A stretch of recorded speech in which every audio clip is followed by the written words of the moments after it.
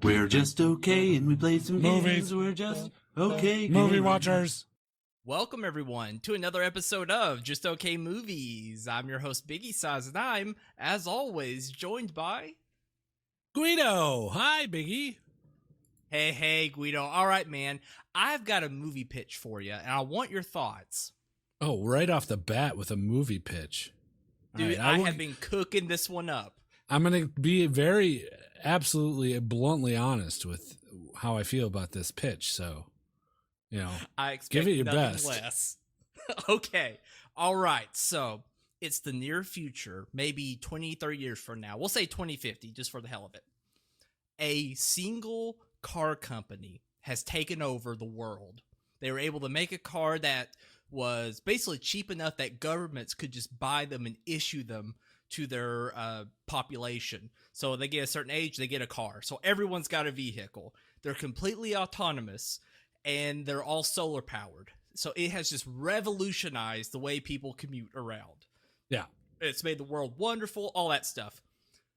All of a sudden, the creator of this empire goes insane and connects himself to the central computer and takes control of all the vehicles. And then they just start going berserk, like going into government buildings, taking down power lines and substations, so there's no power, no internet.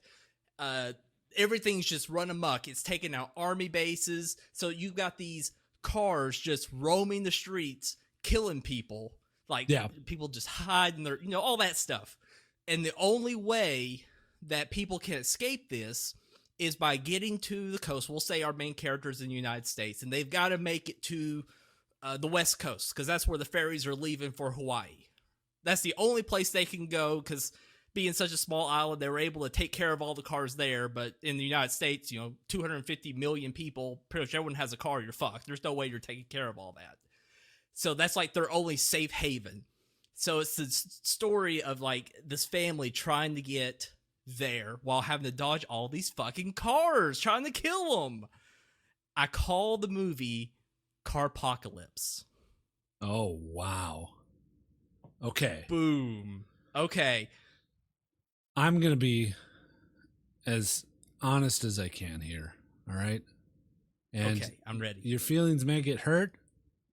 You may think less of me, but I'm going to have to tell you that is the most genius idea I've ever heard. Thank you. I was like, what's scarier than your car trying to kill you? And you can work with it so many different ways. Yeah, but okay, there's a few logistical problems I'm having. Of course. It, though. All right, let's work through some of these. Okay. So people are escaping to Hawaii, right? Or some sort of island that's basically it's so small that they were able to control the problem in some way. Or maybe it's an island that doesn't have cars at all. Okay. And the whole population of the United States is trying to do this. Yes, that is a problem. That's something that could be tweaked with.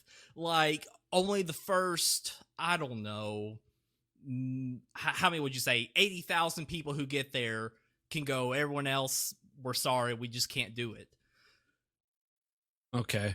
All right. So it's kind of like so you could go that route, or you could just say, fuck it with that whole story, that plot line. The whole world's fucked, and it's just people trying to survive, like A Quiet Place, or some sort of movie where you've got this evil that's already happened, and you're having to live.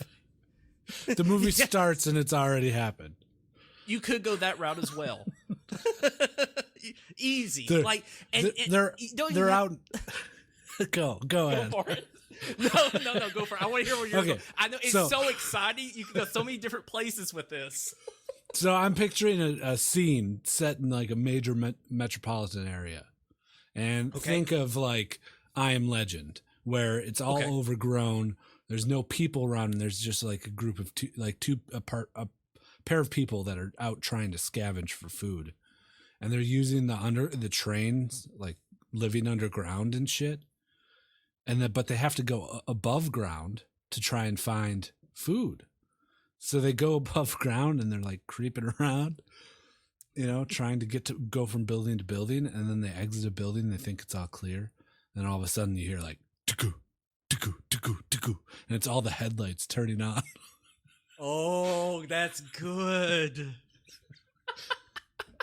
Well, it's creepy since they're electric cars because, at least at this point, electric cars are so quiet. So much so that they're having to put like artificial sounds in them because they're so quiet. So you could just work with that to your advantage. Can you just imagine like someone just walking out in the broad daylight and it's just like not, kind of looking around but not looking behind them, but then you pan down, there's a quiet little Tesla right behind them, just rolling behind them. You're like, oh my God, Yeah. It's going to just gas it and just plow through them. Like there's just so much to work with there. Wouldn't it be scarier if it was like a monster that had those same things? That was just ultra quiet? Yes, I agree, but these are cars. Oh. It's more of... I guess it's more of like the whole, like with Resident Evil or all the Romero films are basically that. You're overwhelmed. There's no way you're going to win. And I guess that also means, you can play around with it. Like, okay, overwhelming odds.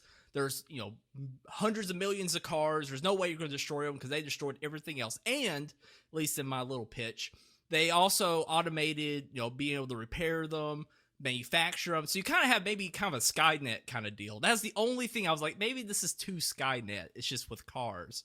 A self-sustaining infrastructure that you somehow have to take down or just live with, whichever way you want to go. And that's where it's like, okay, what's the tone? The easiest one would be people just having to live around them. They get killed by them. They just gotta survive, or maybe they need to get to a safe haven somewhere. Or you could go like Evil Dead, or what's the other one where he's got the chainsaw and the other Ash film? Army of Darkness. Campy. There you go. Go Army of Darkness with it, and it's just this guy who maybe he's like a mechanic, and he was mad because this company just took away his job. And he drives a car that runs on gasoline. There you go. There you go. That's right. It's a social commentary. Right. It is. Oh, see, it works on that. Dude, that's a Sundance Film Award right there. Easy. Right. And then at the end of the film, he realizes that he's the villain because he was driving his fossil-fueled vehicle, monstrosity. Interesting. Now, how would that twist come about when there's electric cars killing people? Yeah, that's fair. Although I don't like know. it. I like it. We got to workshop it, but it does offer up an amazing, like if it had the scene where it showed the cars become sentient or take control or whatever, you could go have like a 20-minute scene of cars just hitting people. I know that would be the best part. It's like cars just like running in the buildings, like going off of like like overpasses, like dropping straight down to like buildings or schools or whatever. Like just scary ass shit that would freak you out. And that's the best part. I kind of thought like expanding that to like planes and stuff as well. Like one company controls like planes and boats and all of that, and basically it all goes in tandem. But like maybe that's too easy. Maybe there needs to be some levels. But I mean, you could go that far too. Like all the planes in the sky are basically controlled by this one company, and they could just take out whatever they want. No, it doesn't matter, Biggie. The cars, they're so advanced that they are aquatic and they do fly. Oh, I didn't even think about that. Yeah, that's far enough in the future. It would make sense. They can fly. What if they're not cars like people are picturing right now? They're more like pods that you like sit in. So they're more bullet shaped. Oh, okay. And then you can have like scenes where the pod like is just sitting there parked and someone's, waiting to go, and it's like, oh, come on, it's not working, and they're hitting the console, and then the car just fucking crumples in on itself and blood squirts out of the fucking seams. Oh my God. You could even work that into the design because there's so many vehicles. Like when you park somewhere, it has to like fold in on itself. Yeah. To fit, so you can fit like thousands of cars in a row. So it just initiates that. Like a chick and a dude are just fucking, normal horror trope. And then the car just starts getting smaller and smaller, and they're fucking. They don't notice. They're like, "Hey, can you scoot back a little bit? It's not going back any further." Oh, it's great. Okay. I also, same note. Let's say you have a scene where it's like in the backyard, like these two, I don't know, teenagers, wherever. They're like, swimming. Their parents are gone. They're drinking booze and maybe fucking or whatever. So they're not paying attention, and like the car rolls in from behind them and goes into the water, and it's just waiting down there, and one of them walks off, and it like propels itself up and like fills up the cabin with water and traps them inside of it and takes them back down. Yikes. It's good job, man. No, good job you. Yeah, no, we got something here. Yeah. This is a big money maker. Huge, man. So big. Well, man, have you watched anything lately? Yeah. I've watched. Speaking of social commentary, I watched 2 movies that are highly commentary on our political or social environment, and that's the BLACKKklansman. Ooh, I watched nice. that, and I also watched a movie called Sorry to Bother You. Ooh, I haven't heard of that one. Well. So is there a reason for that? Yeah, we'll get to that one. BLACKKklansman, Spike Jones. No, it's like Spike Lee. Flick. I do the same thing. A Spike Lee joint. It's about the first black cop in Colorado Springs, and he gets signed up to the information or intelligence department, and he calls up the local chapter of the Ku Klux Klan and joins them over the phone, basically, and then goes on to continue the charade, but eventually has to meet them and enlists the help of a Jewish cop to take the part of the Klansman, the guy that wants to join. In person. And it's based on a real story. But yeah, it's a Spike Lee movie. Yeah. The message is very heavy-handed to the point where they end the movie with a bunch of clips of the rallies that went awry in I'm forgetting the city. Recently, the past 2 summers ago or something, where the guys were carrying the, fucking citronella candles down the street, the white supremacist dudes, and MAGA, Make America Great Again. So he just like shows clips of that. He's like, this is what it was, by playing the whole movie, and then smash cuts to clips of all that. Like, it's happening again, people, wake up. But overall, it was an okay watch. It wasn't anything to write home about, in my opinion. Gotcha. So it sounds like the commentary probably took more of a front seat than the story itself. It didn't take a front seat while you're watching the movie, but they ended on that note, and you're just like, oh, I get it, man. So that's your lasting impression, is like, all right, you're showing me these real life clips of people, getting beat up by white supremacists, and, cars going through crowds and stuff. Agreed. And it's just like, oh, come on, man. Yeah, I agree. I feel like that's such a... I kind of feel like the director at that point thinks I'm an idiot, and I just don't realize what he's trying to get to. And you're right, it does. It totally deflates the sales from the whole experience, because the best part of a film is your own interpretation, whether it be something simple or something that's very complex. Is supposed to tell a a thing about society like this film clearly does. And it's just terrible when it's like at the very end, it just hits you over the head, like what you said. And it's like, okay, now I get what you mean. So I shouldn't think about it anymore because you already told me what you want me to think about it. But it also doesn't act as a theme. Like the people that are watching this movie, they aren't gonna watch it and be like, oh shit, white supremacy is wrong.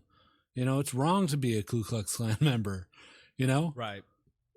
No one's watching that thinking that, so you don't have to beat the audience over the head at the very end, because everybody's on the same page here. Some Klan member's not going to fucking Blockbuster Video in goddamn Alabama and renting the BLACKKKlansman. Right. And if he is, he's definitely not sticking around till the end. That's a good point. Preaching to the choir, I guess, so to speak. Yeah. It just turns into an echo chamber. Well, shoot, that's a little disappointing to hear that. It's definitely an okay flick to watch. I mean, I wouldn't say don't watch it because it's not bad. It's just you kind of know everything that's going to happen, pretty much. It's an undercover cop movie. What happens in those? The undercover cop gets too deep, eventually probably gets found out, and then someone's going to die, whether it's a good guy or a bad guy. How they go. Exactly.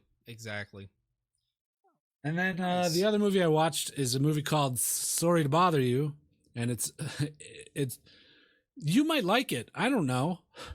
It's weird. It's a very weird movie. It's about a telemarketer, a guy who's down on his luck. He wants to get a job, so he gets the only job that he can find, and that's becoming a telemarketer.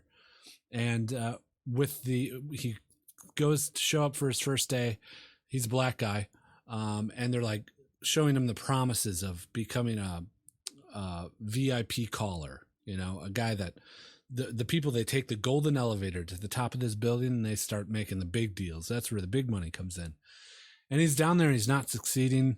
And Danny Glover's sitting next to him in a cubicle, and he's like, "Hey man, I've been listening to your calls, and you know what you're doing wrong? You're not using your white voice." And the guy's like, "Oh, what do you mean? Like talking like this? Hey guys, would you like to buy our product?" And he's like, no. I mean your white voice. Just be someone who doesn't care. Be someone that the white person listens to and wants to be. And then he tries it, and when he talks, it's David Cross's voice, the actor David Cross. Yeah, and he uses this white voice and becomes top salesman of his branch or whatever. And meanwhile, they live in a world that's weird. It's almost like Idiocracy, where it's our world, but it's a parody of our world. And there's a company that's, I forget the name, Have a Nice Day company or something. They basically sign life contracts to people.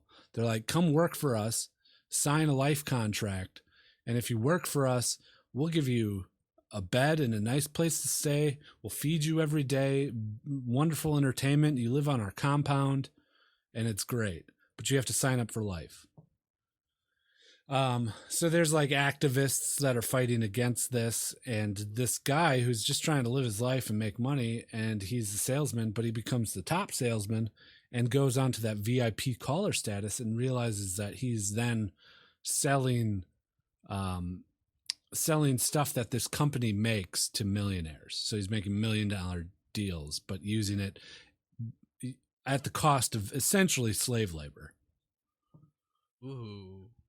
And then I don't want to spoil anything, but there's big twists in it. Twists that are so ridiculous that if I wish I could tell you, I'm going to do it. Spoiler alert. Do you care, Biggie? Go for it. Okay. Spoiler alert to anyone listening that might want to watch this movie. Sorry to bother you. It's happening. I'm going to say a spoiler right now. So fast forward now. So he goes to this company and he's talking to the highest guy because he ends up making $1 million deals for this guy, the guy that runs that slavery kind of company. And he goes into the facility and he finds out that he's turning the people into actual horses. What? Yeah. Wow, I was like real like animal horses. Yeah, he's giving them pills, and then they ingest them, and then they morph into horses. And he like walks into the bathroom, and he hears just a guy like, "Oh, help me!" And then he's like, "Hey, man, are you okay?" And the guy's like, "Oh, I need help." And he opens the stall door, and a fucking man horse with a giant man horse cock plops out, like falls to the ground. And he's like, "Oh, it's so much pain."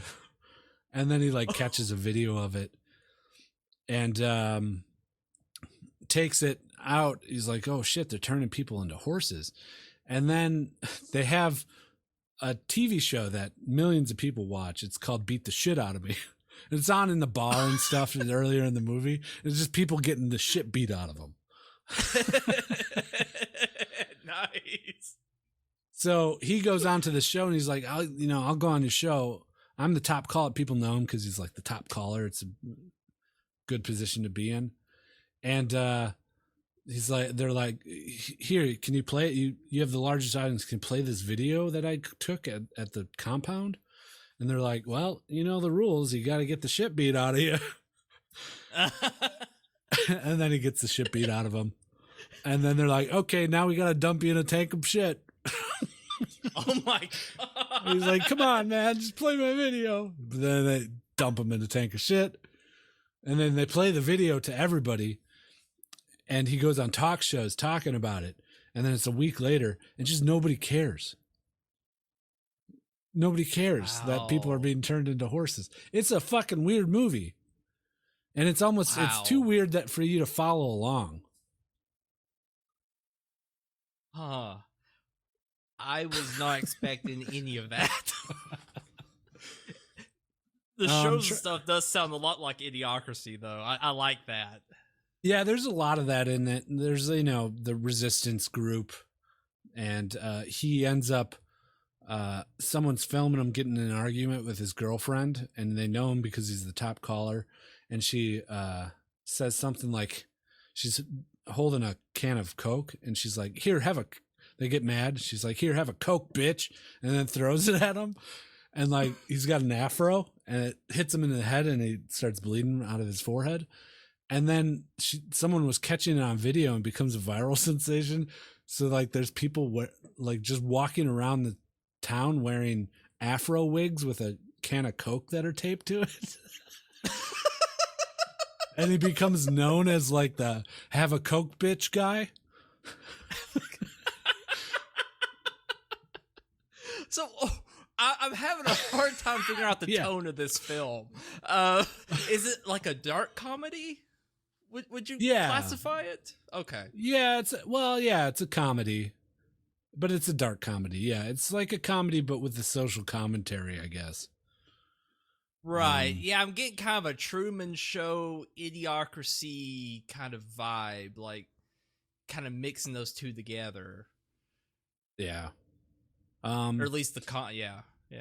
If you want to watch something weird and maybe laugh at a few scenes, then give Sorry to Bother You a shot.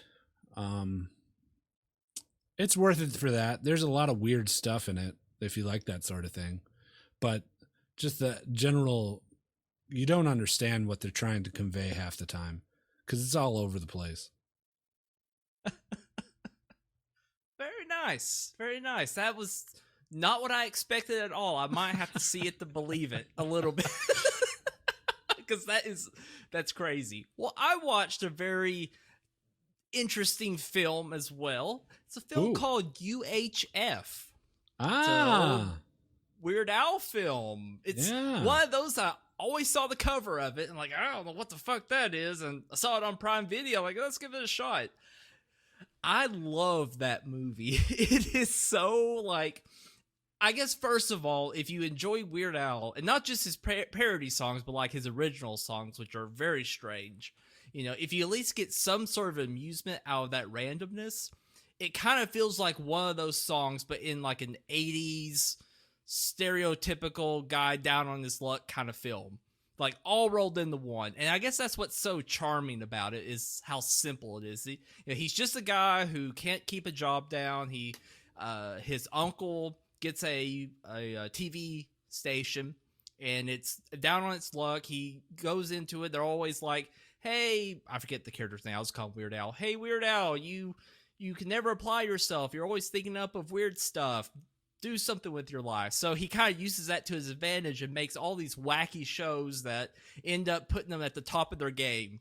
And the big network affiliate doesn't like it. So they're constantly trying to buy them out or jeopardize this little station. So it's one of those stories. Typical bad luck going to the top kind of stories, and with that nice 80s vibe. Or at least I think it was made in the 80s. It could have been late 70s. I'm not sure. But it is so random and so great. Like, the one scene I love is him and his brother in their apartment, and it's right next door to a karate studio. So, like, you hear, like, these people, like, fighting in the other room, and they're having to, like, dodge feet and hands coming through the walls while they're talking. It's just, like, normal. And he's like, what time is it? And the arm comes through, and he, like, looks at the time like, oh, no, I'm late. It's just silly stuff like that just makes it so much fun.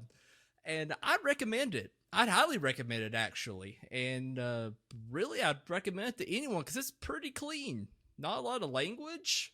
That's Weird Al for you, though. He doesn't swear. Yeah, exactly. I totally agree. He's clean, family fun, but it's actually funny and not really at anyone's expense. I mean, there is one scene where he has like a talk show, and up on stage he has like a Nazi Klansman. I think they called her a transvestite hooker, and a bunch of other people, and they just start fighting each other. That's probably the only scene that I would be like, but it's small. So if that doesn't bother you, you'll like the rest of the film. It's pretty solid. But yeah, they do the same thing. Oh, go ahead. If you like those kind of movies where there's a succinct storyline throughout, but it's a lot of like gags and riffs and like almost sketches in between that, like right. Airplane or any Naked Gun movie, like slapstick kind of movies. It's exactly. If you like those, you're gonna like UHF. I totally agree. It is a fun little film that I was very surprised at how much I enjoyed it. Absolutely. Well, Gweedo, I've got a question for you. Were you a big fan of Breaking Bad? I was a fan enough, I guess. I watched it as it aired and I liked it. I didn't fall into the whole thing. Like, I wasn't crazy about it like some people get. I feel the same way. The reason why I bring it up is apparently a Breaking Bad movie is in the works. And so far, the only person we know that's going to show up for it is Aaron Paul. If anyone remembers him, he's the guy who was, Jimmy or Jesse Pinkman. That was his name. Thank you. I don't give a fuck.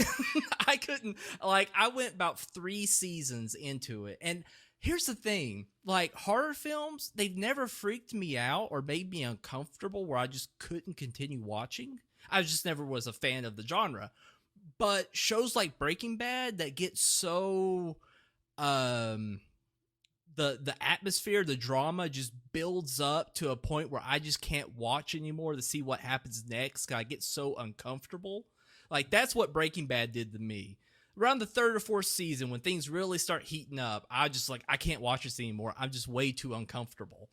And I guess that's my fault because the show itself isn't bad. I think maybe it lingers at times a bit too much. But the acting's fantastic. I don't know if there's a bad actor in that whole show. They just all do a great job. But I don't know. I guess that kept me from wanting to finish the whole series. Did you feel the same way, or did you just get bored with it, or did you finish it?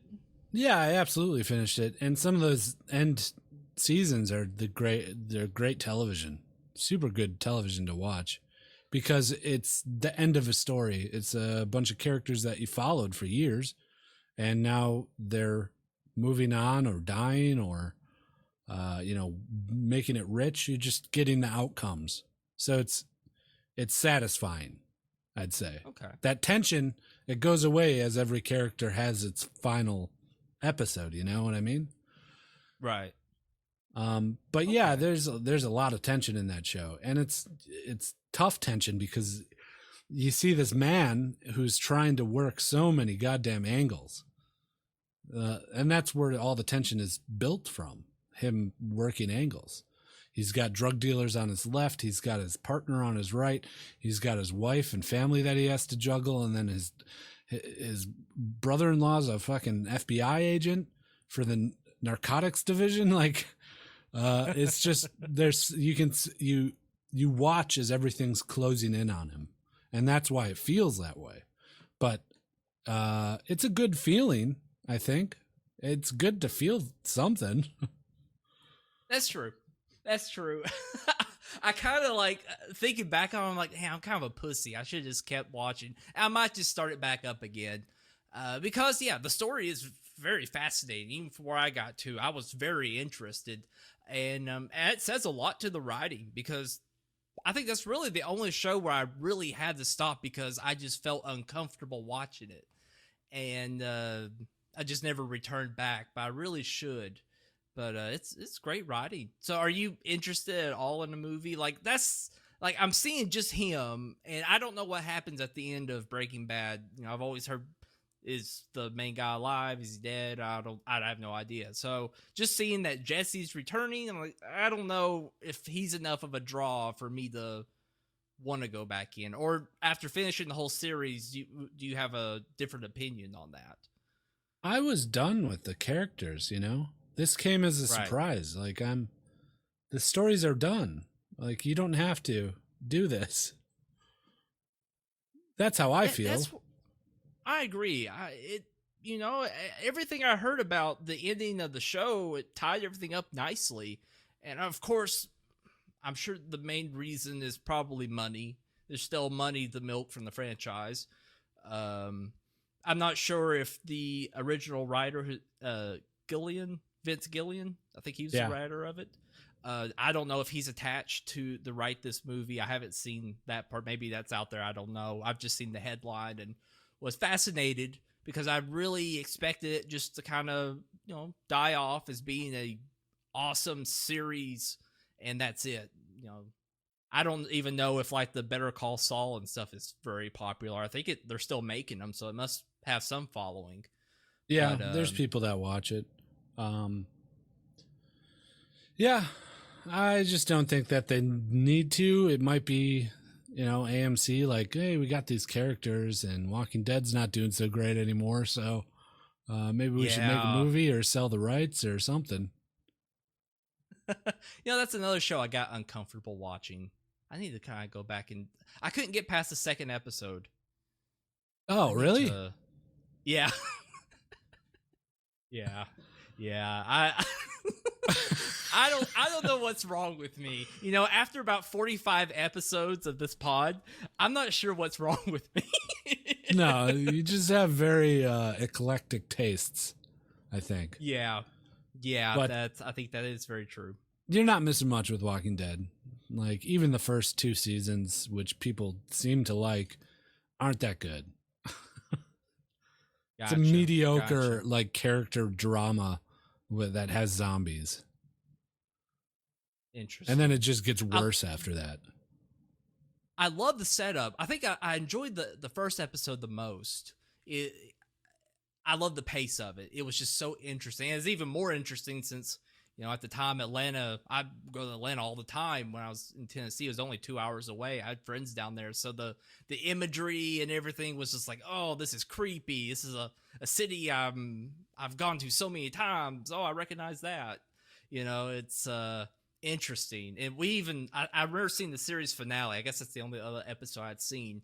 It happens at they call it the CDC building, but the building itself is like a power company or something. And after we watched it, we went down to that building and just kind of walked around. It was just like, oh, this is kind of cool.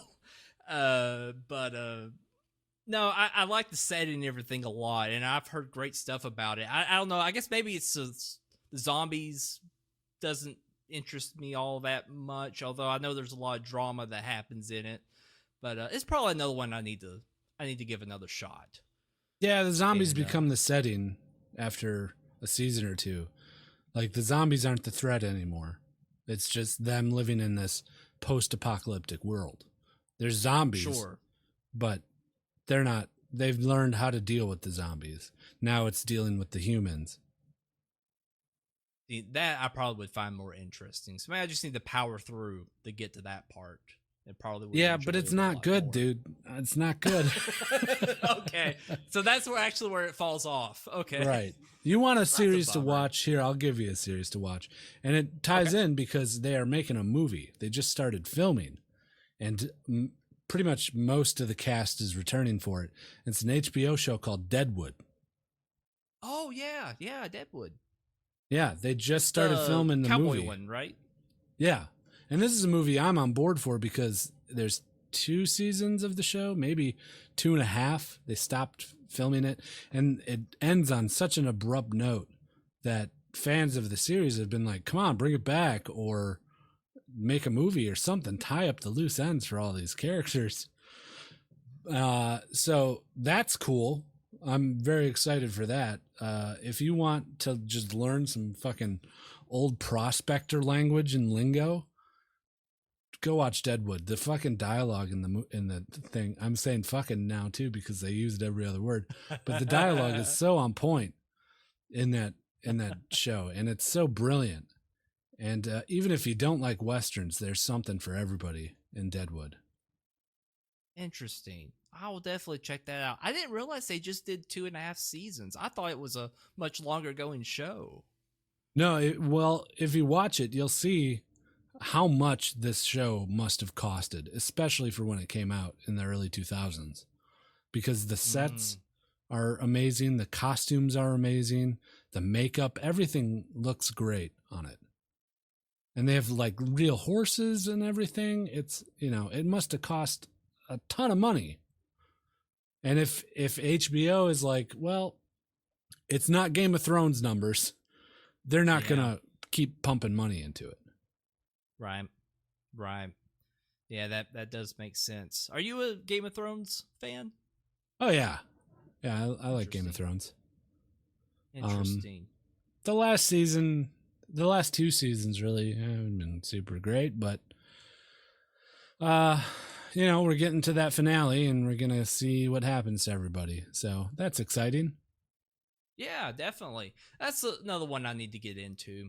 I read the books up to the 4th book and I kind of lost some interest, especially because the first episode I saw was the very premiere, and I loved it because I love Sean Bean. Like, oh, Sean Bean's in this. That's great.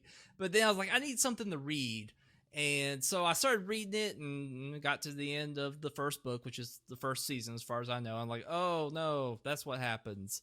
Like, oh, well, I guess if Sean Bean's not in it anymore, then I don't know if I really want to watch it. So I just kept reading the books instead.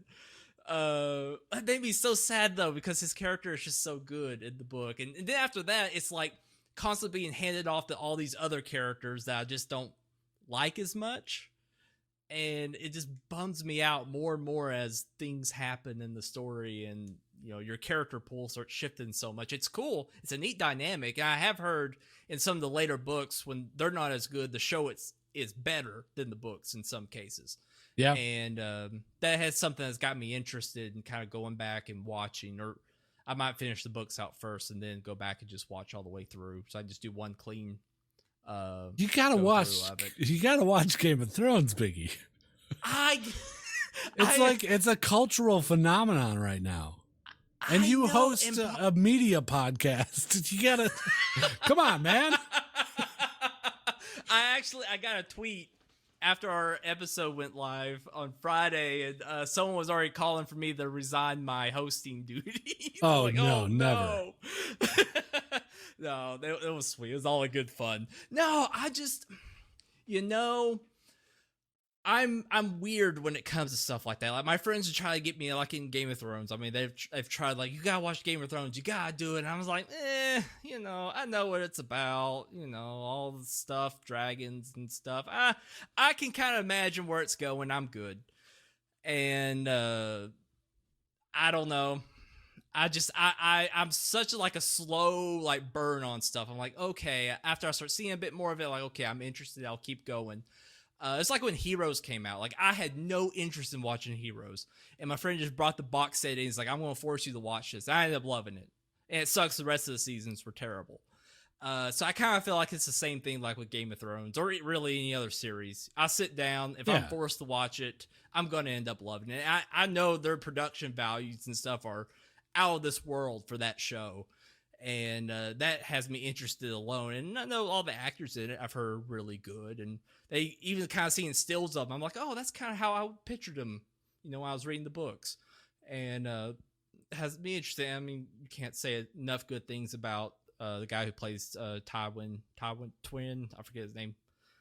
Tyrion, thank you. He just does a fantastic job. He's just a solid actor. All right, here's what you need to do, okay? Okay. You need to take a weekday off, and your wife does too, because has she seen him? She hasn't. Oh, yeah. The two of you take a weekday off. You wake up at 8 a.m. or whenever. You go out, you get a nice hearty breakfast, all right? Okay. And then you come home, you watch 5 episodes in a row, all right? You just power through them. Watch them together, talk about them, order a pizza at the halfway mark, and then watch the other 5. Okay. That sounds like a fun time. All right. I might have to do that then. Nice, easy day with the wife. Yeah. That's a nice little date night. Sounds good. Well, hey, if you've got any comments, questions about shows, or want to talk about your own favorite shows or movies with us, please shoot us an email to justokmovies@gmail.com or send us a tweet at justokmovies. I mean, we talk about movies, but hey, we'd love to hear about shows. There's all kinds of great shows. I mean, you look at a thing like Game of Thrones, it's basically a really long movie. I mean, with that kind of quality, might as well, let's just talk about it. Sure, of course. Gweedo, is there anything else you'd like to chat about before we wrap this thing up? No, man, I think we're pretty good here. I miss the horror movies. I do. I do too. Monday came around and I was like, oh man, I feel like I'm missing something. And I was like, oh yeah, we watched horror movies every Monday for the past month. Seriously, Monday was like the perfect day. Like we had discussed either doing it on Sundays or Mondays. We're like, let's try Monday. Let's see how it goes. And I think it's just kind of nice, like jumping into the your first day of work for the week and kind of coming home and just sitting down watching a horror film with some people, and the whole crowd coming in were awesome. Chatting about the film, making fun of it. Fruity, you're a gem for hosting all that for us. Thank you so much. And I think it's something we should definitely do. Maybe not every week, but at very least once a month. And we may try to talk to get something like that going. But I agree. I missed it as well. It was a good time, especially like with the time changing and everything. Like it's getting nice and dark, and sitting down, and especially watching like Alien. It's getting the further the movie went, when it started getting creepier, it gets a little darker outside, so the room just gets a little eerie. It's perfect, absolutely perfect. But yeah, I totally agree, man. Well, thank you all so much for tuning in. We'll be coming back at you with a review next week of something. Gweedo and I need to talk about it. Little look behind the curtains. I've been failing at my scheduling, but we'll be coming with some sort of review next week. Thank you guys so much. Y'all have a good evening. Bye.